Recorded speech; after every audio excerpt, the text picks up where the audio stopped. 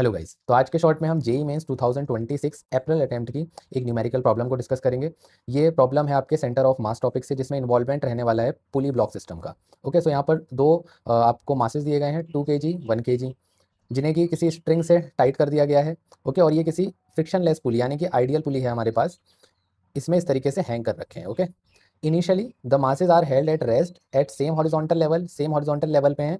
और जब इन्हें रिलीज करा गया, रिलीज करने पे क्या होगा, ऑब्वियसली जो हैवी मास है वो नीचे जाएगा और जो आपका लाइटर मास है वो इस तरीके से ऊपर को मूव करेगा। ओके, तो ये इनके एक्सेलरेशन का डायरेक्शन हो जाएगा। ओके, देन यहाँ से पूछा गया है आपसे the distance travelled by centre of mass in 2 second. ठीक है, ध्यान रहे, ब्लॉक का नहीं पूछ रहे हैं, ये किसका पूछ रहे हैं, सेंटर ऑफ मास का। तो इतनी बात तो क्लियर है कि आपकी हैवियर बॉडी है, हैवियर बॉडी डाउनवर्ड मूव कर रही है, तो सेंटर ऑफ मास भी किधर को मूव कर रहा होगा, डाउनवर्ड। ओके, तो बच्चे जनरली इस तरीके के क्वेश्चन में गलती क्या करते हैं, वो ये रिलेशन यूज़ कर लेते हैं। ये रिलेशन होता है आपका एक इंडिविजुअल बॉडी का। ठीक है, सिंगल बॉडी का अगर आपसे एक्सेलरेशन पूछा जाए तो ये होता है इसका रिलेशन। बट अगर आपसे सेंटर ऑफ मास का रिलेशन पूछा गया तो यहाँ पर क्या होता है कि स्क्वायर आ जाता है। ठीक है, तो ये रिलेशन आपको याद रखना है, ध्यान रखना है, सेंटर ऑफ मास का एक्सेलरेशन पूछा जा रहा है या तो फिर इंडिविजुअल बॉडी का पूछा जा रहा है।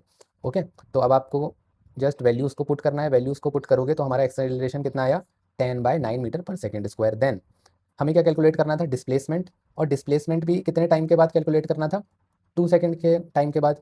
ओके, तो इनिशियली तो बॉडी को रिलीज़ करा गया था, तो इनिशियल स्पीड कितनी हो गई, 0 इसकी, प्लस हाफ एक्सेलरेशन कितना आया था, 10/9, और टाइम जो क्वेश्चन में पूछा गया है 2 सेकंड पे बताना है।